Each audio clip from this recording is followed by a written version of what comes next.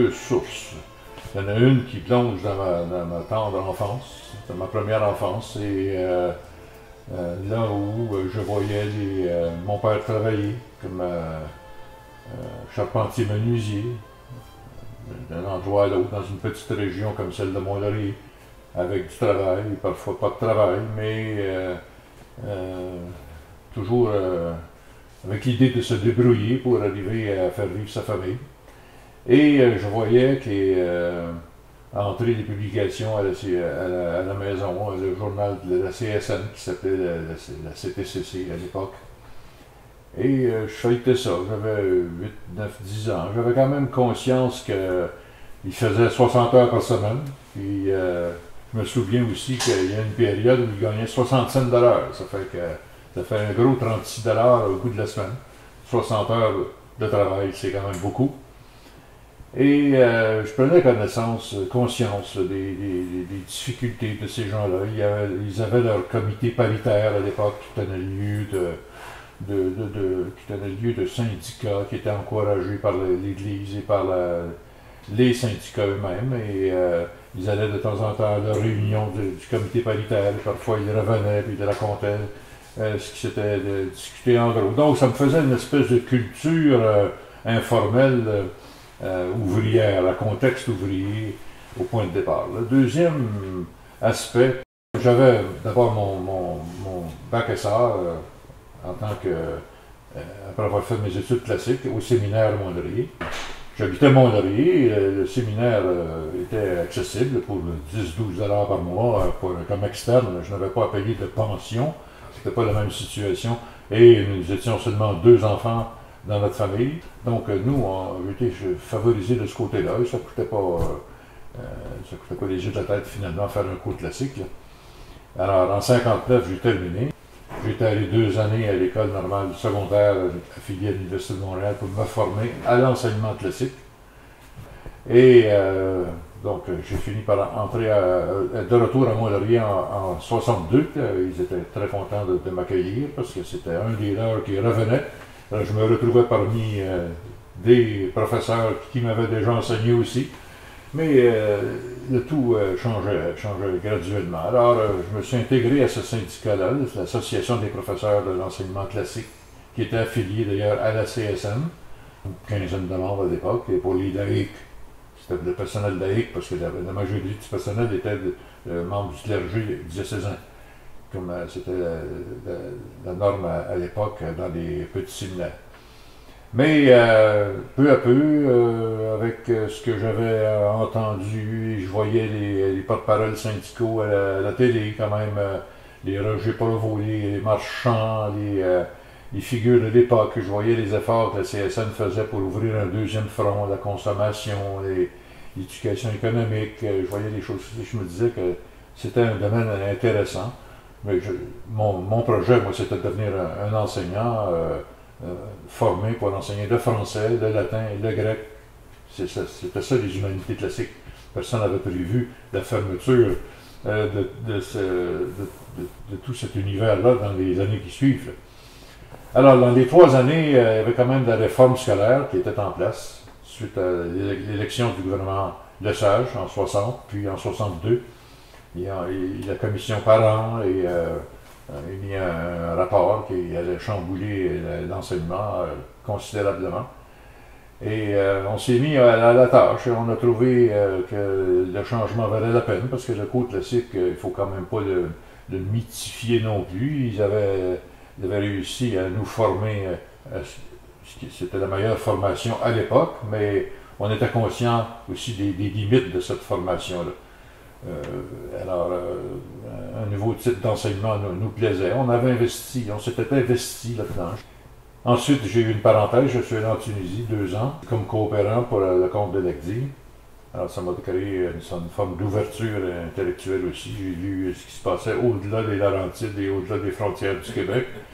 En 67, quand je reviens, mes amis qui avaient encore en tête ce que j'avais pu faire dans les années 62-65, me proposent de devenir président du syndicat. Un nouveau syndicat, à Mont-Laurier, qui regroupait le primaire, 35 commissions scolaires, le secondaire, de Gracie, Maniwaki, Mont-Laurier jusqu'à l'Annonciation, et puis le secteur privé, que nous étions au séminaire. Alors, nouveau syndicat, 650 membres, puis là, on met le bras dans l'engrenage, et finalement, je me fais des alliés à gauche, à droite. Je fais comprendre ça aussi par des gens comme Mathias Eliou, qui était président de l'Alliance à l'époque. Finalement, 2-3 ans plus tard, je me retrouve président du comité d'organisation et de l'action pédagogique à l'échelle du Québec. Moi, le syndicalisme, pour moi, c'était un moyen de valoriser notre profession et de valoriser notre contribution à la société à travers notre profession.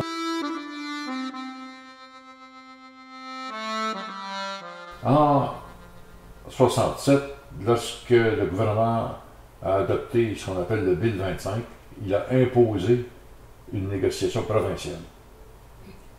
Parce qu'il voulait en arriver, lui, à une grille de salaire. Il voulait connaître ses coûts, être capable de déterminer ses coûts. Parce qu'il y avait des commissions scolaires qui payaient un peu plus, qui payaient des suppléments.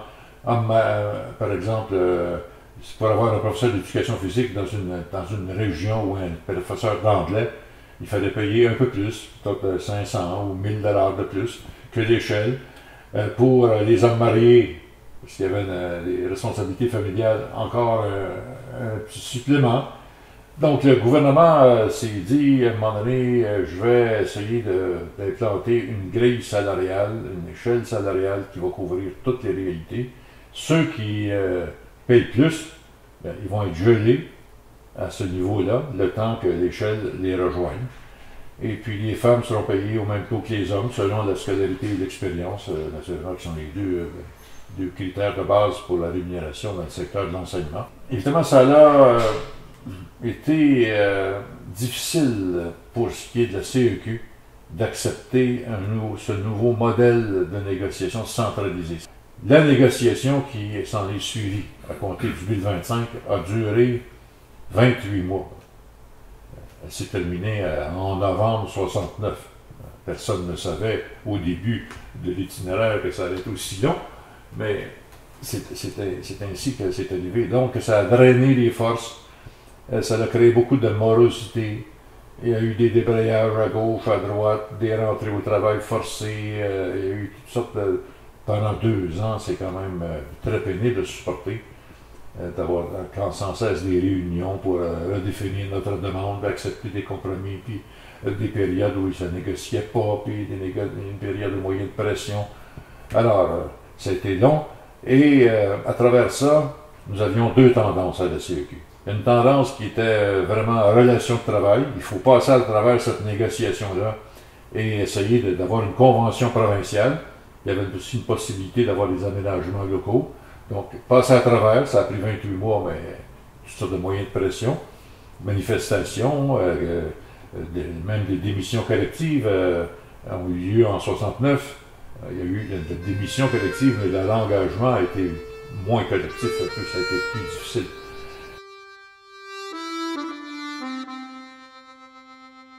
Vers la fin de novembre 69, Raymond Laliberté, qui était président du conseil d'administration, président de la CEQ depuis 1965, me propose de présider une commission qui allait étudier la réorientation de la CEQ. Il faut dire que la CEQ, qui s'appelait à l'époque la Corporation des enseignants du Québec, donc qui dépendait d'une loi d'incorporation décidée qui relève du gouvernement depuis 1946.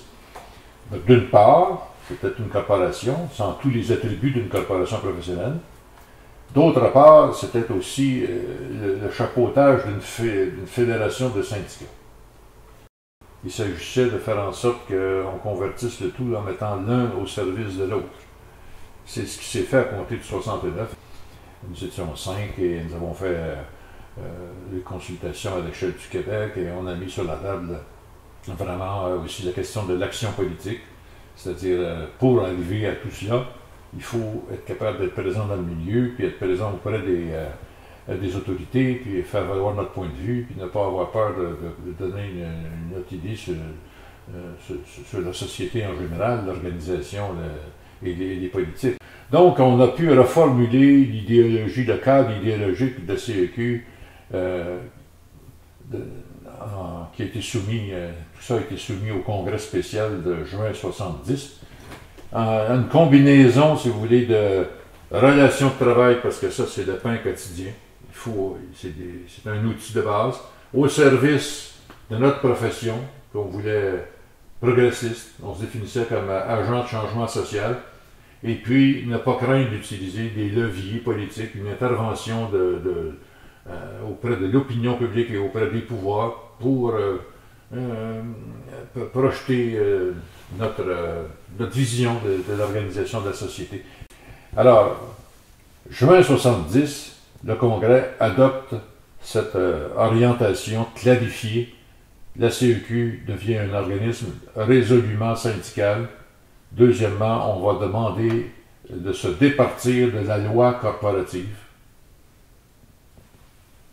Et on va travailler avec nos camarades des autres organisations le plus souvent possible. À compter de 70, moi j'ai été élu 2 mois plus tard, au mois d'août 70, au congrès régulier. J'avais eu 30 ans l'été, et les mesures d'octobre nous ont mis à l'épreuve.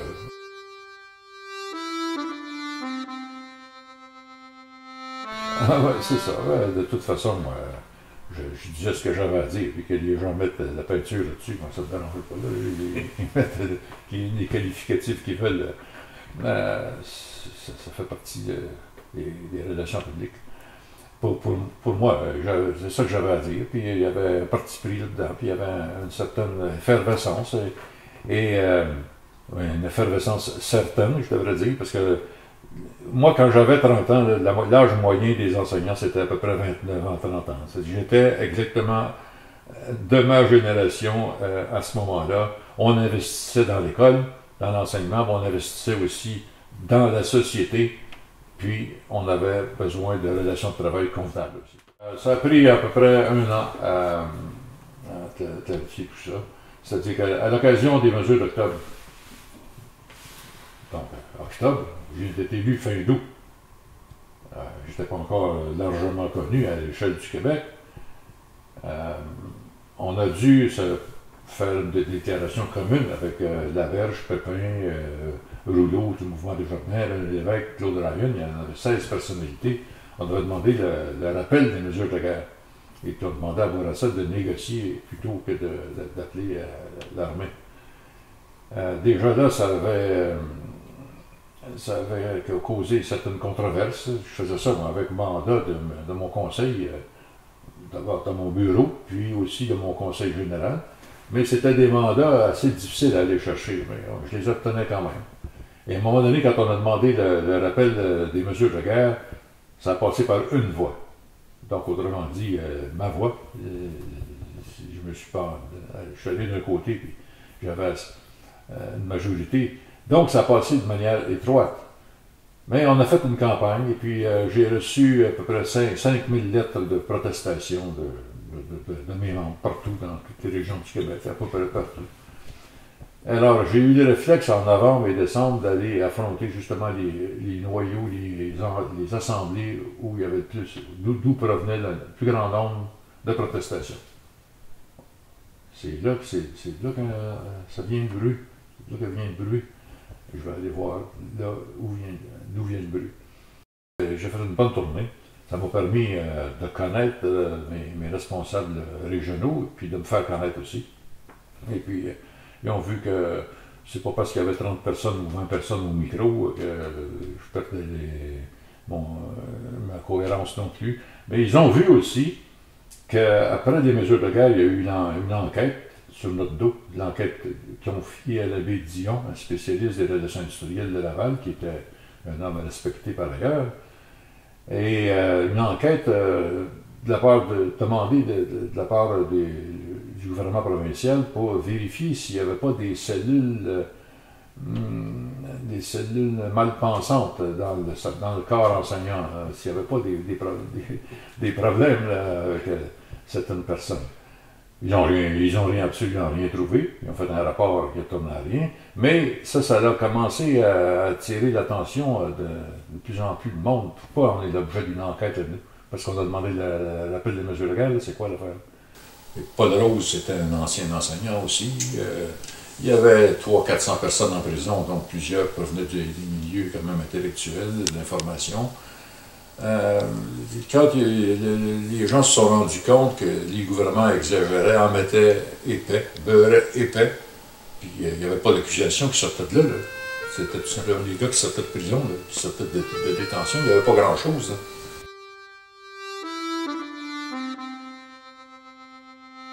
On entreprend nos négociations intercentrales pour bâtir une politique salariale intercentrale. Et non pas seulement intra-CEQ, comme ça avait été le cas en 67, 68, mais là, intercentrale. Le gouvernement parlait de plus en plus d'imposer une politique salariale globale, une politique de rémunération. Ça inclut plus que les salaires, c'est aussi les régimes de retraite et puis les régimes d'assurance et tout le reste. Les vacances et tout. Alors, on regarde ça dans l'ensemble, puis c'était des discussions quand même assez laborieuses entre nous aussi, il faut le dire. Nous étions concentrés autour de la profession des enseignants, mais quand on est dans une centrale comme la CSN, il y en a des enseignants, mais il y avait aussi des professionnels du gouvernement à l'époque, il y avait même une période où il y avait des fonctionnaires. Il y avait aussi des employés de soutien, l'école bleue, etc. Donc, mettre ça à l'intérieur de certains paramètres là, pour qu'il y ait de la cohérence. Même chose à la FTQ. C'était un grand défi. Et, chose curieuse, le gouvernement n'était pas d'accord à ce que nous donner accès à une table centrale, un lieu central de négociation. On parlait d'une politique salariale devant s'appliquer à tous les secteurs. Mais quand on parlait, nous, de parti syndical, de l'accès à une table centrale, un lieu central pour négocier, c'était pas question. Là, il a fallu faire des pieds et des mains et c'est allé jusqu'au mois de février 72, où là, nous avons pris les moyens de nous faire entendre. Nous avons tenu des assemblées dans toutes les régions du Québec, intercentrales, etc. Et nous avons tenu un mandat de grève, c'était autour du 19-10 février. On a fait une tournée de tous les grands, y compris le Forum de Montréal, le Colisée de Québec et des grands arénas des régions. Nous, le monde ordinaire, nous, les 210 000. Ouais. On a tenu un mandat de grève. Ça s'est bâti à travers ces difficultés-là. Mais ces nécessités-là aussi, de se donner des outils communs, bâtir des fronts communs autour d'objectifs, comprendre ce que c'est qu'une politique salariale, rajuster nos mécanismes de représentation, de négociation à travers tout ça. Il y avait quand même une évolution. Parce qu'après la grève qui a découlé des mandats qu'on avait obtenus en février, en mars 72, nous avons fait une journée de grève. Et il y a eu une demande d'injonction pour nous empêcher de la faire et nous n'avons pas obtempéré à la demande d'injonction. Donc c'est à partir de là qu'ils nous ont accusés de mépris de cour. Et à partir de là a découlé le jugement de la sentence d'1 an d'emprisonnement. Là on est rendu au début d'avril 72. Donc on est allé en prison pendant 2 semaines. Là, on a demandé d'aller en appel. Le gouvernement a changé à ce moment-là de ministre. Il a nommé Cournoyer aux négociations pour remplacer Jean-Paul Lallier. Et Marcel Pépin faisait beaucoup de pression aussi pour sortir de prison parce qu'il y avait des graves problèmes internes. Les 3D qui ont formé la CSD, c'est-à-dire Dion, Daigle et Dalpé, les 3D non seulement menaçaient de quitter, mais ont bâti une autre organisation qui s'appelait la CSD. Et Marcel voyait ça d'une manière très concrète. Il disait qu'il faut absolument que je puisse aller voir un peu à éviter cette saignée de la CSN. Donc, on est allé en appel. Et là, en allant en appel, ils nous ont laissé sortir. Et la convention, finalement, la négociation s'est terminée à l'automne 1972. Les enseignants n'ont pas voulu signer le résultat de la négociation. Nous avons perdu en appel vers la fin de novembre. Et nous avons demandé d'aller en Cour suprême. Mais là, on demande la permission d'aller en Cour suprême. Ça a été refusé au début de février. À ce moment-là, la sentence devient exécutoire. Il nous restait 3 mois et demi à faire. Alors, on est entré à l'ombre d'Orsainville en février, début de février, puis on est sorti au mois de mai. Ben, je me souviens que les centrales avaient organisé une manifestation pacifique d'appui, de solidarité, d'amitié autour de nous. Et je me souviens de ce flot de personnes qui nous entouraient à l'époque de manière chaleureuse. Et puis, à un moment donné, les 3 présidents avaient prévu un moment d'intimité avec leur famille aussi, ou avec leur personnel. Donc moi, je me suis retrouvé au bureau de la CEQ, sur le chemin Sainte-Foy, avec quelques collègues proches qui étaient avec moi, et mon épouse et mes 3 enfants. Alors, on a mangé ensemble, et puis vers 9h, on s'est retrouvés à Orsainville. C'était l'heure d'entrée. Alors, bien sûr, tout ça, on passe par beaucoup d'émotions, mais on est comme porté par la vague et par une émotion plus large encore. Ça fait que cette émotion d'aller en prison vient tout simplement ajouter quelques petites vagues à la vague de fond qui nous transporte. C'est comme ça que je voyais. J'avais 32 ans, mais Marcel avait 45, et Louis avait 49. Il avait déjà vu passer, vu des expériences peut-être de mobilisation comparables dans le passé. Enfin, je pense que c'est un peu nouveau pour tout le monde aussi, de se retrouver surtout ensemble. Donc on est tous entrés là vers 9h, et puis là c'est la fouille, puis ils nous mettent à nu, puis ils nous donnent des vêtements plus ou moins à notre taille. Et il faut faire avec, là, il faut aller prendre possession de notre cellule. Puis à l'époque, en 72-73, la prison d'Orsainville n'était pas une prison remplie à capacité comme c'est le cas maintenant. Donc, au sous-sol, je me souviens qu'il y avait des grands espaces libres. Le terme utilisé en prison, ce sont des wings et des ailes. Des petits dortoirs de 10 lits, plus une petite salle commune pour jouer aux cartes ou manger, puis la salle de bain. Alors, nous étions les 3 dans un wing pouvant accueillir normalement 10 personnes. La porte était verrouillée, naturellement, la porte principale de l'accès. Il y a des gardiens qui venaient parfois faire la causette un peu. Là. Pour eux, c'était un peu comme dans un zoo. Ils passaient, tu voyais du monde qui passait. On voyait ça par le carreau de la porte. Là. Regardez, dans le zoo. Quand on me demande, c'était un traitement spécial. Il n'y avait aucune condition qui ne s'appliquait pas à nous, sauf un certain confinement dans une aile particulière pour éviter toutes sortes de questions, de situations qui peuvent se produire si on est au contact avec d'autres détenus, prévenus de droit commun. Alors on était relativement isolés, mais le reste du traitement qui nous était fait, c'était la même chose. Tout ce qui est des appels téléphoniques, tout ce qui est du courrier, les avocats, les visites familiales, etc.